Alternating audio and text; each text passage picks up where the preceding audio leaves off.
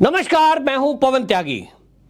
दिल्ली अध्यादेश बिल लोकसभा में पास हो गया है और आपको बताएं कि जैसे कि पहले से ही उम्मीद थी कि भारतीय जनता पार्टी एनडीए गठबंधन के पास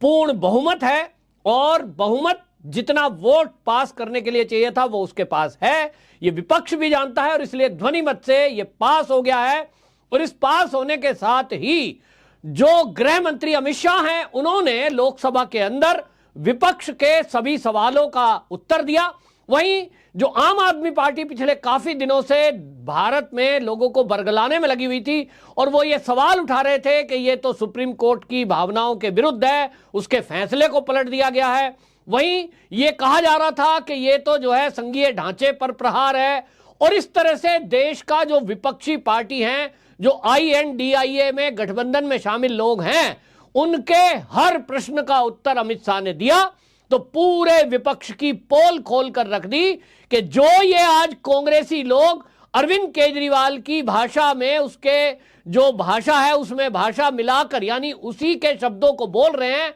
उसकी भाषा बोल रहे हैं, ये भूल गए कि ये जो दिल्ली का राज्य है इसको पूर्ण राज्य का दर्जा ना मिले, इसकी वकालत जवाहरलाल नेहरू, बाबा साहब अंबेडकर, राजेंद्र प्रसाद और सरदार पटेल ने की थी। ये तथ्यों के साथ जब अमित शाह ने सदन के अंदर ये जानकारी दी तो पूरे विपक्ष का चेहरा देखने लायक था। अधीर रंजन चौधरी जो कि विपक्ष के नेता हैं सदन के अंदर, वो अपना मुंह छुपाते नजर आए क्योंकि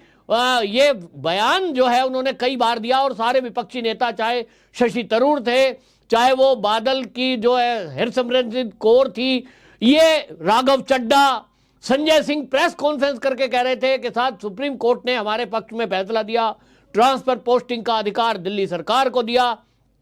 और ऐसे में सरकार ने सुप्रीम कोर्ट के फैसले को पलट दिया। यानी आम आदमी पार्टी ने ये एक लाइन पकड़कर चली थी और ये कोशिश में थे कि किसी तरह से ये ऐसा जताने में कामयाब हो जाएं कि सुप्रीम कोर्ट को अपने फेवर में कर लें। और फिर ये बार बार कह रहे थे संजय सिंह कि ये तो टिकने वाला है ही नहीं, ये बिल तो टिकेगा ही नहीं। और उन्होंने कोशिश की, जिस पार्टी को लगातार गाली देते रहे अरविंद केजरीवाल ने, जिस पार्टी के विरुद्ध फाइलें दिखा दिखाकर आम आदमी पार्टी का गठन किया, उसी कांग्रेस से गठबंधन कर लिया। तो उसका जवाब भी अमित शाह ने सदन के अंदर दिया कि ये जो गठबंधन किया गया है, ऐसे गठबंधन देश के अंदर बहुत बने हैं। उन्होंने कहा कि जो ये गठबंधन बना है INDIA का, ये केवल एक अध्यादेश के विरुद्ध बनाया है। उन्होंने कहा मैं ये बताना चाहता हूं कि जिस दिन ये बिल गिरेगा उसके बाद अरविंद केजरीवाल इस कांग्रेस के साथ नहीं रहेंगे। इस पर आपको बताएं कि सारा विपक्ष सन्नाटा छा गया और मौन हो गया क्योंकि एक एक करके जो जवाब दिए अमित शाह ने प्रश्नों के उत्तर देते हुए विपक्ष की पोल खोलकर रख दी और करारा जवाब दिया। उन्होंने कहा कि देखिए, जो ये विपक्ष आज सरकार के ऊपर सवाल उठा रहे हैं, हमारे ऊपर सवाल उठा रहे हैं कि संघीय ढांचे पर प्रहार किया जा रहा है, सुप्रीम कोर्ट के फैसले को बदला जा रहा है। उन्होंने याद दिलाया कि देखिए, दिल्ली राष्ट्रीय राजधानी क्षेत्र अधिनियम 1991 के तहत ये हमें अधिकार है, यानी केंद्र सरकार को अधिकार है। और इसके तहत उन्होंने अनुच्छेद, वो भी संविधान का वो अनुच्छेद भी बताया। उन्होंने कहा कि संविधान में 249 से लेकर 242 तक की जो अनुच्छेद हैं उसमें संविधान का अनुच्छेद 239AA में दिल्ली संघ शासित प्रदेश का उल्लेख किया गया है और उसी संविधान की धारा में लिखा है कि जो 239AA संविधान की उपधारा है उसमें दिल्ली का अधिकार ये दिया गया है कि उसमें संसद को केंद्र शासित प्रदेश के लिए कानून बनाने का अधिकार है।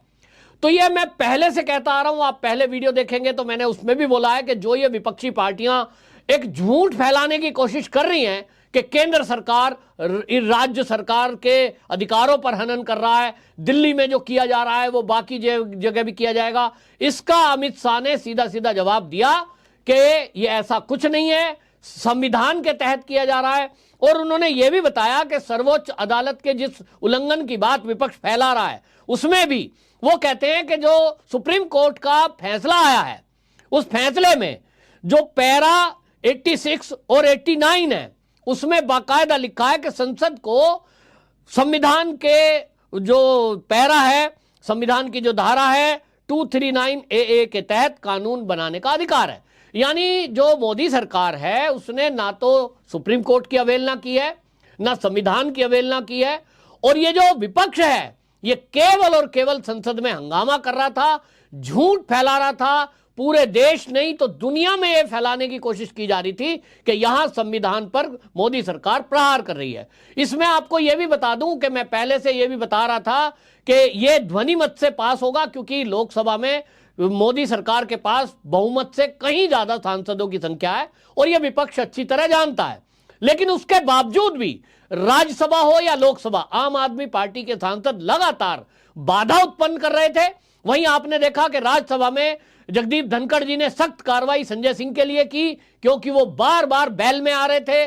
चेतावनी के बावजूद नहीं मान रहे थे, तो उनको पूरे मानसून सत्र के लिए सस्पेंड कर दिया गया। वहीं लोकसभा में जब वोटिंग की कार्रवाई चल रही थी और उस समय देश के गृह मंत्री उस पर बोल रहे थे, तो तब आम आदमी पार्टी के जो जालंधर से सांसद हैं सुशील कुमार रिंकू, वो पर्चे फेंक रहे थे, हल्ला मचा रहे थे, तो उनको भी सस्पेंड कर दिया गया। यानी एक सीधा एक्शन यह भी दिखाई दिया गया है कि चाहे लोकसभा हो या राज्यसभा हो, अगर कोई सांसद बीच में बाधा पैदा करेगा तो अब सरकार ने यह तय कर लिया है कि वो जितने बिल उसको पास करने हैं वो करेंगे, और जो भी नियमों का उल्लंघन करेगा, जो भी अनुशासनहीनता करेगा, उसको तत्काल उसके खिलाफ एक्शन लिया जाएगा, सस्पेंड कर दिया जाएगा, फिर चाहे आप कितना भी हल्ला मचाते रहें। और आपको बताएं, मैं पहले से कह रहा हूं कि यह करना ही पड़ेगा, करना ही चाहिए। पूरे देश से यह आवाज आ रही थी कि जिस तरह से विपक्षी पार्टियों के सांसद हल्ला मचा रहे हैं, शोर मचा रहे हैं, और बार बार केवल बस एक, अभी तक तो मणिपुर को लेकर चिल्ला रहे थे, अब फिर ये दिल्ली के अध्यादेश के बिल को लेकर चिल्लाने लगे, संघीय ढांचे पर प्रहार, संघीय ढांचे पर प्रहार। मतलब देश में एक अराजकता का माहौल झूठ बोलकर पैदा करने की कोशिश कर रहे थे। आप सोचिए, आम आदमी पार्टी के जो सांसद है वो बोले तो समझ में आता है। यही अमित शाह ने कहा कि भाई कम से कम कांग्रेस के लोगों को तो समझ में आना चाहिए कि ये आपकी सरकारों में हुआ, आपकी सरकार के समय में ये दिल्ली की स्थापना 1911 में हुई और दिल्ली विधानसभा 1993 में बनी, और उसके बाद ये जो उन्होंने उदाहरण दिया कि जब जो है संविधान सभा थी उसमें सीतारमैया की जो समिति थी उसने दिल्ली को पूर्ण राज्य बनाने की सिफारिश की थी, लेकिन उसी समय पंडित जवाहरलाल नेहरू, सरदार पटेल, बाबा साहब अंबेडकर, राजा जी और राजेंद्र प्रसाद ने इसका विरोध किया था और यह कहा था कि दिल्ली क्योंकि पूर्ण राज्य नहीं हो सकता, यहां कई विदेशी कार्यालय हैं और यहां पर केंद्र सरकार के कार्यालय हैं और इसलिए इसको पूर्ण राज्य का दर्जा नहीं दिया जा सकता। यह सब बताया। इस पर आपको बताएं तो अमित शाह ने जो बोला, अब आप देखिए शशि थरूर इतने सीनियर सांसद हैं, शशि थरूर कह रहे हैं कि साहब फेडरल स्ट्रक्चर पे हमला किया जा रहा है। हरसिमरत कौर कह रही हैं जो बादल ग्रुप की हैं कि साहब फेडरल, मतलब हर एक आदमी ने विपक्षी पार्टियों के एक लाइन पकड़ रखी है कि आप ऐसा दुष्प्रचार करिए कि साहब संघीय ढांचे पे प्रहार हो रहा है, फेडरल स्ट्रक्चर पे प्रहार हो रहा है। एक एक बात का इसीलिए अमित शाह ने जो उत्तर दिया, उन्होंने कहा कि यह बहुत जरूरी है कि देश में जो विपक्षी पार्टियां भ्रम फैला रही हैं, झूठ फैला रही हैं, उसको देश को समझने की आवश्यकता है कि सरकार कोई भी नियम का उल्लंघन नहीं कर रही है। इस पर अधीर रंजन चौधरी का कहना था कि साहब आपको ऐसी क्या जल्दी पड़ी थी कि जब जो है सुप्रीम कोर्ट ने आदेश दिया था और मानसून सत्र आने वाला था तो इस 8-7 दिन में क्या हो जाता, आपने क्यों नहीं मानसून सत्र की प्रतीक्षा की? आपको अगर सुप्रीम कोर्ट ने कह ही दिया था कि आप कानून बनाने के अधिकारी हैं, संविधान में यह व्यवस्था की गई है, तो इस पर अधीर रंजन चौधरी ने सवाल कर दिया कि भाई अगर मानसून सत्र में आप कानून बना ही सकते थे तो जल्दी क्या थी? इस पर अमित शाह और मीनाक्षी लेखी जो कि दिल्ली की सांसद भी है, उन्होंने भी और विधुड़ी ने भी एक खड़े होकर जवाब दिया। उन्होंने कहा कि यह इसलिए जरूरी था कि जैसे ही सुप्रीम कोर्ट से केजरीवाल सरकार को यह आदेश मिलता है कि ट्रांसफर पोस्टिंग का अधिकार आपका और लॉ एंड ऑर्डर का केंद्र सरकार के पास, उन्होंने कहा कि तत्काल उसी समय रात्रि के समय में ही इन्होंने ट्रांसफर शुरू कर दिए और जो घोटालों की, घपलों की, भ्रष्टाचार की फाइलें हैं, जो सबूत है, उनको नष्ट करने का प्रयास किया गया। ऐसे में केंद्र सरकार मौन होकर कैसे रह सकती थी? भ्रष्टाचारियों के खिलाफ जो एक्शन अधिकारी ले रहे हैं, आप उन अधिकारियों के ट्रांसफर मर्जी से कर दे रहे हैं, उन पर अत्याचार कर रहे हैं, उन पर प्रेशर बना रहे हैं, और वो केंद्र में गृह मंत्रालय को रिपोर्ट कर रहे हैं कि साहब हमारे ऊपर अनावश्यक दबाव बनाया जा रहा है, हमसे हस्ताक्षर कराए जा रहे हैं। तो हम इस तरह से किसी भी संघीय ढांचे को खराब होते हुए और भ्रष्टाचार होते हुए नहीं देख सकते थे, और इसीलिए इस पर तत्काल फैसला लिया गया और अध्यादेश लेकर के आए। अब इस पर कानून बन रहा है।